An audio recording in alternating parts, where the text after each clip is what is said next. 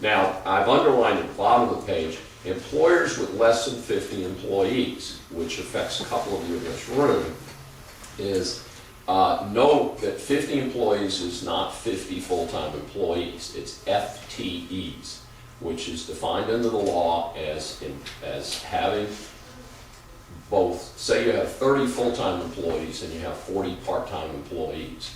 If you have 120 hours of work during a month, which is well less than 29 hours a week, and we keep hearing under Obamacare 29 hours a week, but for the element of full-time equivalents, it's going to be 120 hours of work during the month, and that's obviously not that much time. So it could be real interesting to see what happens here, but your first step is if you're on the borderline, say you have between 30 and 50 employees, is to sit down and find out if you're covered. If you're not covered, then you don't have to worry about it short term. You might still want to do look at the health exchange or do some things like that to see if there is a way for you to save some money in this deal.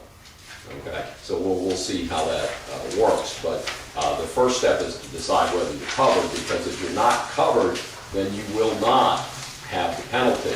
The penalties are talked about at the top of the next page.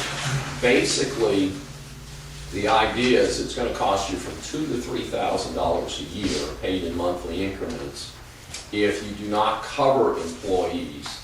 And it's a fairly complex formula. Because of the complexity of the formula, what we've done here is we've given you a link to the National Federation of Independent Businesses. The NFIB actually has a grid that you can plug numbers into and see where you would fall if you do not provide health insurance coverage, what your penalty would be.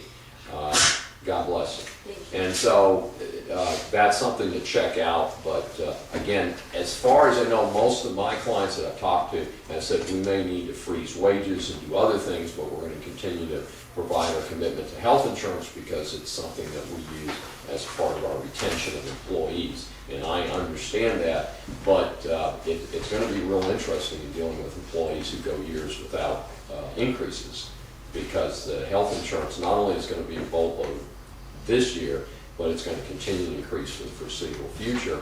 And you're going to need to be sitting there telling employees, well, we did have a raise for you this year, but it all went into health insurance. And I think that's, frankly, I think that could be very interesting to pitch politically.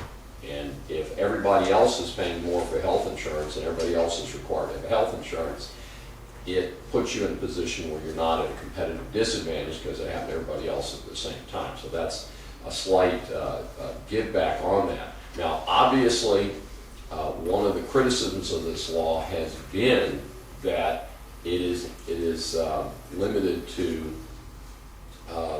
50 employees and up. So if you're a smart employer, you're going to limit your employment base to less than 50 employees. Now, there's frankly, and we're going to talk about Family Medical Leave Act in a moment toward the end of our program today.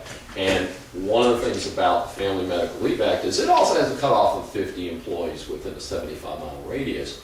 So we're creating active disincentives in our statutory system to discourage employers from adding a few additional employees. Now, historically, I remember I worked with an attorney who said to me, I am never going to own a business that has 15 or more employees because I don't ever want to deal with the EEOC.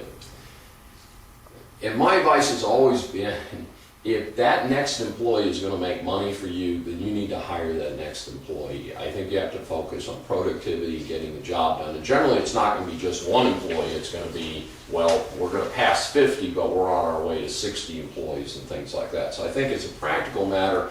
If you're a labor-intensive business based in the United States, like some of the people here are today, if you are involved in productive activities where more employees equals more gross revenue and more opportunity for your company, I think you're going to have to put the people on the payroll and not worry about it. And again, most of us are going to be providing health insurance anyway, although, again, because of the cost issues, it may put a heavy damper on the ability to increase wages as we move forward.